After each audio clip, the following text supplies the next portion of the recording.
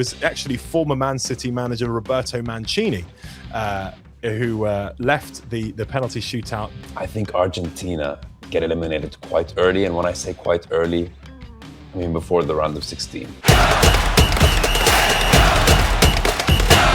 Welcome everybody to Make Football Great Again, your definitive 48-nation roadmap to the 2026 World Cup.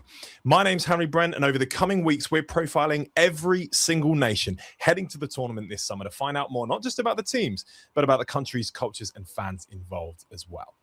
Today, we're covering Saudi Arabia, and I'm delighted to say that we're joined by journalist and Saudi football expert, Mo Fayed. Mo, thanks so much for joining us. Welcome to the show. Thank you so much, Harry. Really happy to be here and really love the idea of this. I love the fact that every single nation is going to get their due diligence and going to get that attention. And I'm happy to, give some of my insights on Saudi football today, because I think they have one of the more interesting stories coming into this World Cup, of course, as we saw what happened in 2022 and how it's going to play out in 2026. Yeah, 100%. We'll find out all about Saudi Arabia in just a second. But before we get officially cracking, Mo, I just want to kick off with a segment I like to call One Truth and One Lie. So what I'm going to do is I'm going to present two seemingly crazy facts about the Saudi Arabian national team to you. One of those facts is 100% true. The other one is completely made up. So I'll read them back to back, and then you let me know which you think is the true fact. So, fact number one. Since the Saudi Arabian national team was formed in 1957, they have had 58 different managers, averaging a managerial change every 14 months. This makes them the national team with the highest managerial turnover rate in the world. Fact number two. A former Saudi Arabian manager once left the pitch in disgust in the middle of a penalty shootout after watching his team miss their first two kicks. He later claimed he'd done so by accident because he thought the match was over. A funny excuse for that one. So Mo, which do you reckon is the true fact there? Do Saudi Arabia hold the record for the biggest managerial turnover in international football, or did a Saudi Arabian manager quit a penalty shootout in the middle of it? Well, both do sound like facts, because I will tell you that there was actually a statistic before 2022 that Saudi Arabia never continued their World Cup campaign with the manager that got them qualified. So I am tempted to say that the fact is fact number one and the lie is number two, because I do remember, there are lots of rumors that come out with Saudi, but I off the top of my head, there was a game, but I think that was just really a joke or rumor. So I will say that the first one is the one to go with. The first one is a truth and the second one is a lie. Well, I can say that is incorrect. It's the other way around. Although I must say I've been a little bit cheeky here, because the first fact is almost true. So, it is true that Saudi Arabia have had 58 managers in 69 years. It's Iraq who hold the record for the highest managerial turnover. Yeah, that makes sense. Yeah, managers. Yeah, the average managerial change every 10 months, which is crazy. But I like your additional fact that Saudi Arabia have never gone into a World Cup with the same manager that's sort of taken them there. That could have used that one if had I known it. But yes, the true fact, it was actually former Man City manager Roberto Mancini, who left the penalty shootout during their against South Korea. That's correct. At the 2023 Asian Cup. Now he left in disgust and tried to claim, I just assumed the penalty shootout was over. But I don't think anybody believed him, Mo. Do you?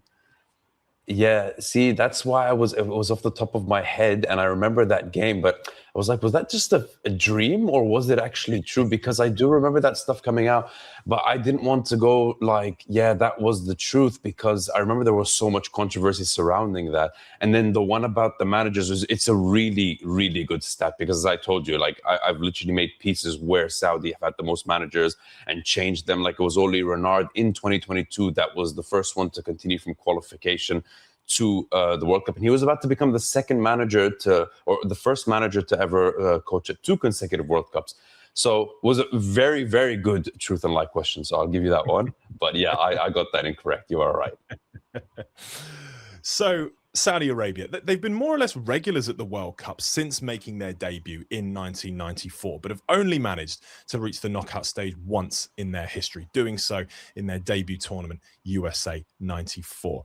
During their 1-0 win over Belgium at that tournament, Saudi star Said Al-Dawsari scored one of the greatest goals in World Cup history, running through a maze of Belgian players from his own half to score the game's only goal.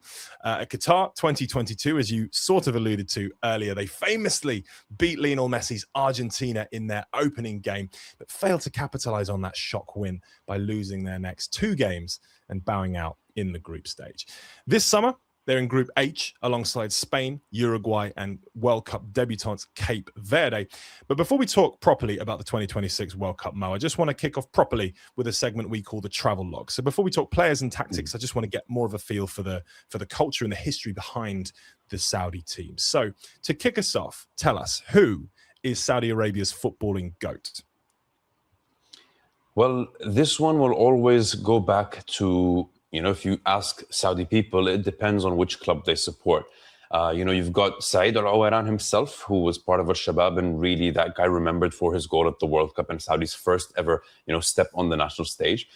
You've got someone like Mohammed Noor from Al-Ittihad, who fans will say, well, he's never really had any, true Asian Cup or World Cup success for him to be determined as the Saudi GOAT. You've got players like Majid Abdullah from Al-Nasr, who they will definitely say, was a top player. He won the Asian Cup with Saudi Arabia. And then you've got players like maybe even Sami Al-Jabr from Al-Hilal. So in my honest opinion, though, you could make the argument that Salem Al-Dawsari right now is Saudi Arabia's footballing GOAT, but that will also cause a lot of controversy because fans believe that, he's been stellar for Al-Hilal. He's won everything you can possibly win with them. He hasn't won the Asian Cup with Saudi Arabia, hasn't won a trophy with Saudi Arabia. And on many stages, he's missed penalties with the national team. But I think when we actually take into account like what he's done with the team, how he's performed in many scenarios, and how even without that much support with the team, I would put him along, just being the GOAT for Saudi Arabia. And then, of course, having that game against Argentina, that I think epitomizes who Salem Al-Dawsari is to the Saudi national team. And I think this one, in what is potentially his final World Cup, I think, he's going to want to show the world what he's capable of. He's someone who, as he's grown older, has actually, had more of an influence on Al-Hilal. His goal contributions have increased for Al-Hilal, despite the better players coming in, despite growing older. So I think, there is something that Salem Al-Dawsari can still offer, and I would put him in the GOAT conversation.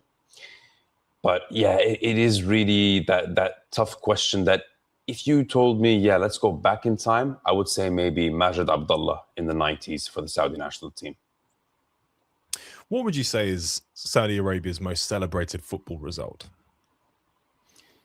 By far, the Argentina one. But since, that would have been the easiest answer for anyone, I'll give the one before Argentina. So before Argentina, of course, would be the 1994 result when Said Al-Dawsari scored that goal against Belgium. You've also got, the Asian Cup final in 1996. That was their third win. They won on penalties against the UAE, but nothing really comes close to that Argentina game, right? There was not one result that really, you could combine both results and they weren't as popular, as amazing, as legendary as that victory against Argentina. If Saudi Arabia get knocked out this summer, which team would Saudi fans hate to see go on and either lift the trophy or just have a successful tournament? That is a tough question because I don't think any of their actual rivals, like maybe we could consider, I would say actually, if we think about it, Egypt. And the reason is not for a hate-filled reason, but actually for a banter reason. So Saudi and Egypt, when it comes to football in the region, there's always banter against each other. They had that game in 2018 at the World Cup where Saudi won. And then they've had games like Al-Ahli from Egypt against Al-Hilal from Saudi at the Club World Cup where Al-Ahli won 4-0. And, so every time there's a Saudi team against an Egyptian team or Saudi against Egypt themselves, there's always like this banter that goes on, especially on social media. So I think, Egypt is the team that they'll be like, no, we can't have those banter kings beat us. So yeah, I'd say Egypt. Given all the money that's been poured into the Saudi Pro League in recent years, are Saudi fans now expecting the national team to improve as spectacularly as the league has? So obviously, since this investment started in 2023, that expectation actually came then. But today, no one is really optimistic about the national team, despite all the spending that's happened. They believe that the league is growing. They believe that all these clubs are growing in the sense of privatization, of developing their marketing strategies, of developing off the pitch, developing their academies for the long run. But at this current stage, there is a whole bout of pessimism which is surrounding the players. And one of the reasons is domestic players aren't getting that much game time. So Saudi fans do understand that there is a trade-off here. We can get the Benzemas and the Ronaldos and the Neymars, but we know that our Abdullah Salems, that our Mus'ab Al-Jawairs might not get to play in the starting 11. In fact, Mus'ab Al-Jawair, who in my opinion is the best Saudi midfielder right now, he had to leave Al-Hilal to get game time at Al-Qadsiya. So Saudi fans know that the lack of game time for domestic players is going to have a negative effect on them at this World Cup. So I think while the overall view is like, yeah, we do need to improve, and we do expect to improve significantly because of the foreign players that are coming in and blending in their football culture and mentality with our players. But I don't think that's resonating in the short term right now. Are there any plans to kind of counteract this problem? As you mentioned, Saudi players are almost getting sort of either forced out of their clubs, as you said, or just not getting developed, not getting concentrated on by the clubs in the Saudi Pro League. If fans are worried about this, is there anything happening to kind of alleviate their concerns? Are they doing anything to try and sort of promote local players and local football? Yeah, well, look, I would be lying if I said that there is a specific thing that is being done to only support domestic players. The reality is Saudi FA and the Saudi Federation and the Saudi national team are trying their best to balance between, all right, so this decision can help players. We can invest here, to create an academy or something. But at the same time, we can't really let go of what the plan is for the league. But there are a lot of things happening. Obviously, there are academies that are growing. They're re-looking at the foreign player rules and maybe seeing as how can we guarantee that, the local players are playing. But the reality is it's a trade-off that's being balanced almost every few months. So I would say that there is definitely an attempt to do so. There is definitely a willingness to do so. But there is also the understanding that any decision that they do take will also have a direct impact on how they bring in or which players they bring in.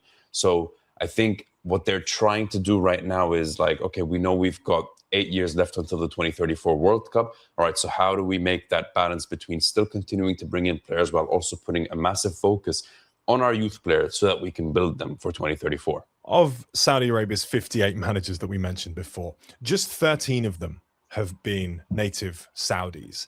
This sort of, again, kind of links into this idea of prioritizing kind of big celebrities from overseas as opposed to sort of investing in local people. Obviously, we mentioned Roberto Mancini's been the manager. Saudi Arabia. We've also had Frank Rijkaard, Hungary legend Ferenc Puskás. Why have they concentrated so heavily on glamorous foreign managers? And do you think Saudi Arabia would be better off trying to find, and unearthing really top Saudi coaches instead? Well, this issue is not just a Saudi issue, it's a whole Middle Eastern football issue. I mean, you even mentioned Iraq, and that is completely true. I mean, here in the Middle East, the belief that a foreign manager is going to develop a national team or develop a club is really the dominant thought process. It's very rare to see a local national team manager, stay for long. I'd say the most prominent one was Mehdi Ali with the UAE back when the fuzzy-haired Omar Abdurrahman was in his prime with the UAE. That was the last time, I think, off the top of my head, that we've seen a local manager manage a team for so long and get them close to a World Cup.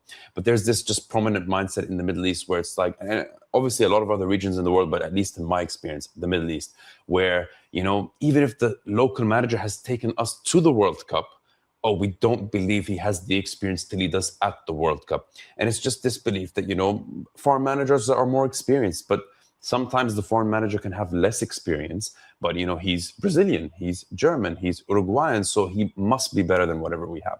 And in terms of, should Saudi unearth a local manager, I actually think, I said this, my pick would have been Saad Al-Shahri, who was Steven Gerrard's replacement at Al-Ittifaq. He's done a really good job with a club that does not have the financial resources as Al-Hilal, Al-Ittihad, Al-Ahli, and Al-Nasr. He's got them in the top 7.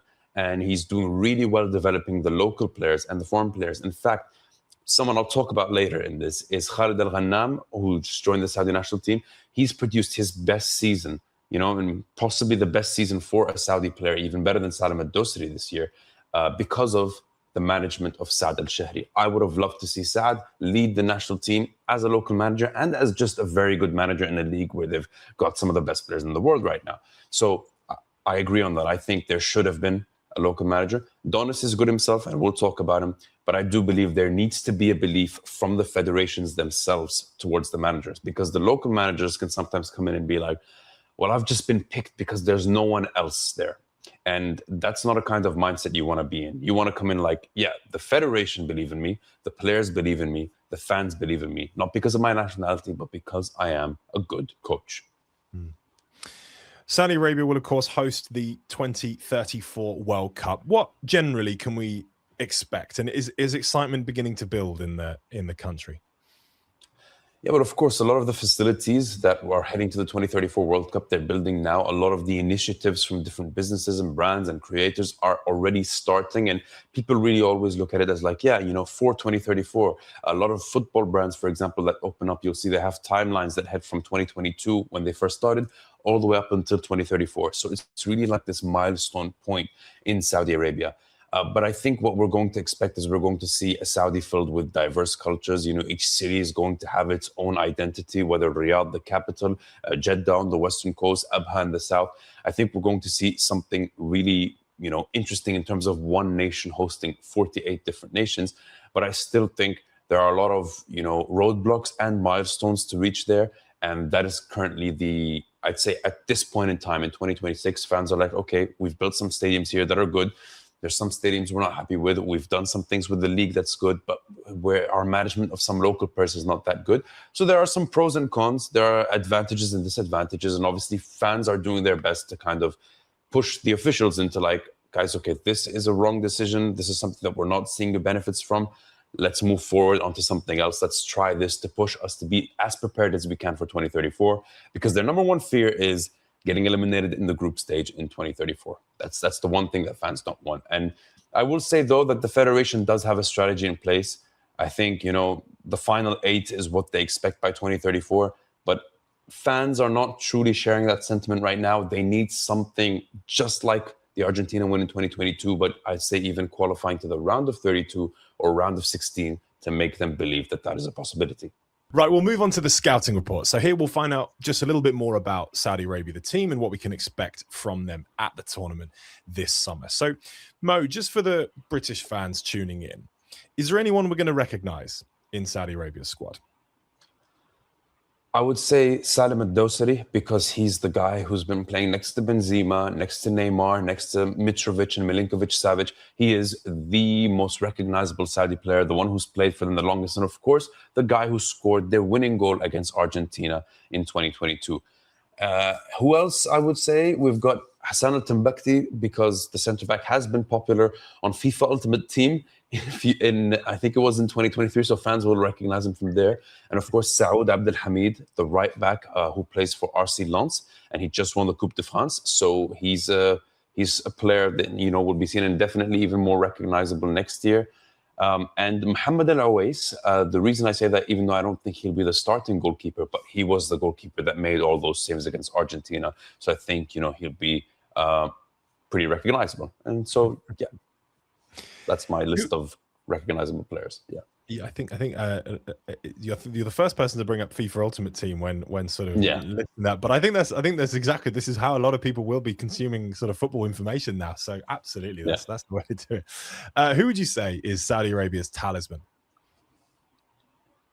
Yeah, it's going to have to be, look, it is Salem Al-Dawsari. He's a winger and he's not an out-and-out striker. So it's him or Firas Al-Biraikan. Firas Al-Biraikan did pretty well at the 2022 World Cup. And fun fact, the current manager, Georgios Donis, he was the one who managed Firas at his breakout season when he scored around 18 goals and was the top Saudi scorer in the league with Al-Fatih. So if there's a belief that, Firas doesn't get that time, I think he will become the talisman under new manager Donis. Is there a Saudi player perhaps flying under the radar a little bit? And it sounds like quite a few are, who could make a splash at this tournament and surprise a few people. Yeah. Well, as a defender, Mohammed Abu Shamat, 4 caps, and I'll speak about him in a bit. And Khalid Al-Ghannam as a striker, or as a left winger / striker, also 4 caps. These 2 players, in my opinion, are the current best in Saudi Arabia. Mohammed Abu Shamat, a right wing back who's been playing under Brendan Rodgers at Al-Qadsiya. He's, I think, off the top of my head, he was in the top 2, that's for sure, in fullbacks that were, had goal contributions in the league. And meanwhile, Khalid Al-Ghannam, previously under Steven Gerrard, but didn't get much game time there, and then went on loan to Al-Hilal, and now under Saad Al-Shahri, the aforementioned. He has the 2nd most goal contributions for a Saudi player in the league this season. He's been absolutely fantastic. He was at Al-Hilal on loan and didn't get much game time there, so no one believed in him. But in a World Cup season, he's put in the work, and he's really been fantastic. And even Saudi fans are like, this guy has to start for us. So these 2 players, they've not got many caps for Saudi Arabia, but they've been absolutely stellar in the league this season. So I do think that they will be getting some game time. Now, the issue with Mohammed Abu Shamat is his direct competitor is Saud Abdelhamid, who's at Lens. But yeah, I don't think Saud Abdelhamid, who's the only Saudi player to not be playing at a Saudi club right now, will not be starting. So, I mean, that's going to be a bit of a tough one for Mohammed Abu Shamat, who I think is one of the best players in the Saudi league this season. Just looking at the group then, Spain, Uruguay, Cape Verde. How do you think Saudi Arabia will get on? And what is the team's sort of expectations from that group? Look, the expectation is 3 points against Cape Verde, and then by luck to get through to the next stage based on the 3rd place positions. There are, I will say, even you'd think that after beating Argentina in 2022, there's maybe more prevailing mindset here where it's like Saudi fans are thinking, yeah, we might be able to do it against Spain or even Uruguay. But when you get those big accounts that say Saudi beat Argentina in 2022, can they beat Spain in 2026? Saudi fans will be the first to tell you, we don't believe that's going to happen. So I think Spain and Uruguay are hard. Look, I believe there is something to get out of that game with Uruguay, but the thing is, if you look at the Asian Cup in 2023 under Mancini, if you look at when Renard came back to take control of the Saudi national team, and you look at their recent performances, like in the Arab Cup, this team is not playing at their best. I look at the squad and I really like the players that I'm seeing, but this team is just not really playing at their best. And I saw a tweet the other day of a good friend who said, the top 5 pessimistic fan bases coming into the World Cup, and the first one I saw was Saudi Arabia, and I completely agree. I think the fans are really pessimistic coming into this. I don't think they trust in a goalkeeper, right? There are 3 good goalkeepers out of 4, but they don't know who's going to be, like, they don't trust one to really lead them, and that's a big issue, right? They don't trust the striker to be scoring for them. Like, these are good players up top, but are they going to be scoring against Spain and Uruguay, right? And then there's also the issue of the system. I mean, Saudi's played at the Asian Cup, the Gold Cup, and the Arab Cup in the last 3 years. And in none of those competitions have Saudi fans looked at the team and said, yeah, we feel good about our ability to build up and break into the attack and score goals.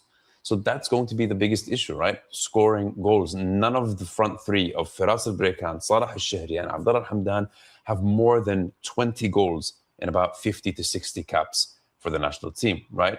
Like, it's only Salem Al-Dawsari that has 26 goals for the national team. It's not a team that scores many goals, and that is what strikes fear into Saudi fans themselves before the other teams. Saudi Arabia's manager, Georgios Donis, took over in April after Hervé Renard, as we mentioned, was sacked. What's gone on there? And is the team in a bit of a state of chaos because of that right now? I think it's less a state of chaos that the Mancini to Renard one was, because that one was just like, we need to make a change now because World Cup's coming up in 2.5 years and we need to be performing well before the World Cup. So it was kind of like a now or never. But I think the Renard one to Donis, or no, I don't think, but this was the reality, was that it was just waiting for it to happen. Like, it was the 4 weeks before that was like, oh, he's going to be sacked tomorrow. He's going to be sacked tomorrow. So fans knew it. Players seemed like they knew it. Everyone seemed like they knew it. And they knew also that Donis was going to be the one coming in. Now, Donis most recently managed Al-Khalij, upper to mid-table side in the Saudi League. Decent team, decent players. They've had a few good results, like in terms of beating Al-Hilal amongst other teams. And he's also managed, of course, at Al-Fatih, where his most prominent thing was obviously leading them to the top 6 and managing Firas Al-Biraikan, but he's also won a few trophies at Al-Hilal. So he is a guy who has a lot of experience in Saudi Arabia and a lot of experience dealing with local players. So I don't think there's much chaos going in. I think he's coming in and he knows what the national team is like. He knows how they play like. He knows what the players are like. He's managed a lot of them before, knows them personally. So I don't think there's much chaos coming into it. It's really just the case of, can he activate them as soon as possible, or will he need time? And based on his words in the press conference saying, my goal is to win the Gulf Cup in late 2026 and the Asian Cup in early 2027, I think he's coming in with the mindset of, we'll just do what we can at this World Cup, but there really is no expectation. But the main goal for us, it's more important to win the Asian Cup and get eliminated in the group stage of the World Cup than maybe make the round of 32 and get eliminated at the Asian Cup, which Saudi are hosting, by the way. So, yeah. The vast majority, in fact, almost all of the players in Saudi Arabia's squad play in the Saudi Pro League. Will playing and training alongside the likes of Ronaldo and Benzema and whoever else give the players a certain degree of confidence that they may not have had at previous World Cups? Yeah, so of course, this is Saudi's first World Cup since these players have come in, and I do know there has been a direct and even indirect impact on the players. You know, Abdurrahman Gharib, who's not with the national team, but he did speak about it in a previous episode. He said that being with Ronaldo has completely changed his mindset when he goes to train, right? The way he looks at things, the way he sees Ronaldo, right? There might have been players who are generally more lazy when you compare to Ronaldo, but they've, come in and seen this guy train like from 7 a.m. all the way up until late in the evening. And they go like, this is something different for us, something that we may have not experienced before. And at the same time, it's not just that they're experiencing a good player, they're experiencing possibly the most dedicated player, especially at that age. So definitely, I think there will have been an effect.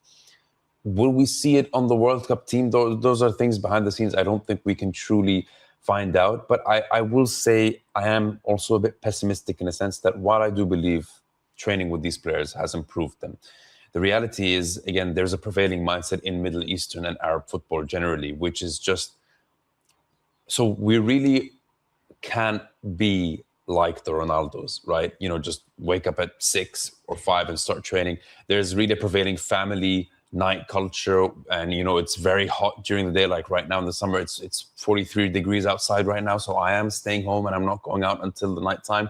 We'll have coffee at night, amongst those other things. And this was actually a problem that was spoken about in a Saudi football podcast this week with that Saudi local manager that I told you about, Saad Al-Shahri. And he said that the issue with our players, then the reason why I want them to be like Saud Abdelhamid and go to the French league, go to the Belgian league, go to the Dutch league, is because our culture is not made for high-level athletes. So no matter how many players we get from big countries, how many players we get from the biggest clubs in the world, the reality is our culture as a Saudi and an Arab culture makes it harder for players to reach their peak as athletes. Just heading into the tournament, what would you say is Saudi Arabia's biggest strength, and what would you say is their biggest weakness? Their biggest strength is that they can really conjure up something from nothing. I think they just always have that about them, and their fans are just always like, you know what, hey, we might be pessimistic, but even in our pessimism, we're going to be a bit optimistic, right? That's what I think their biggest strength is.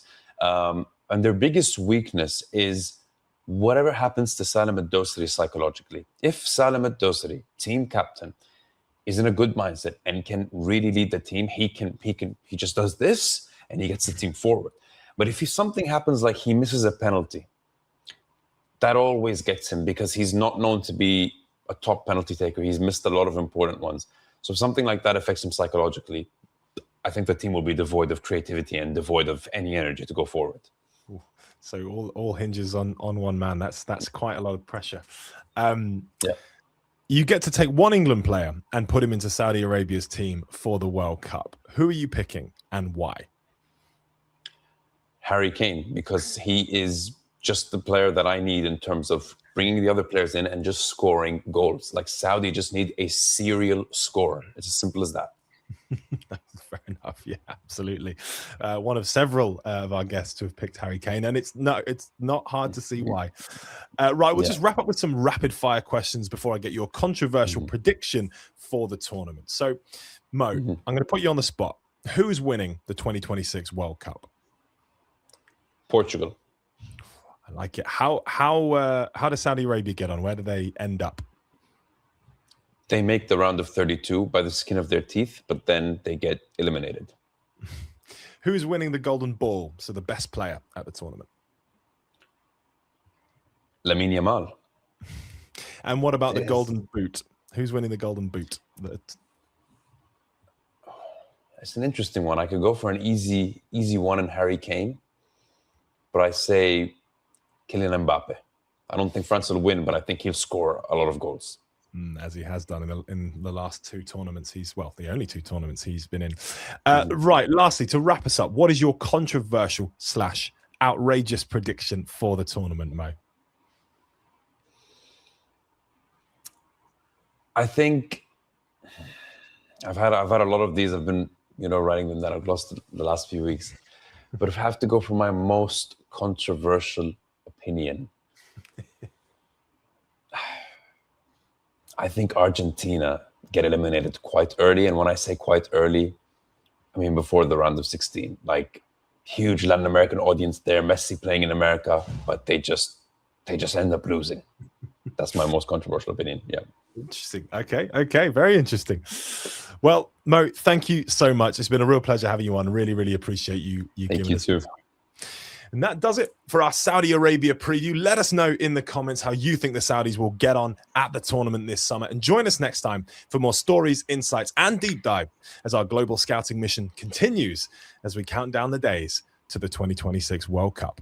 Until next time, keep making football great again.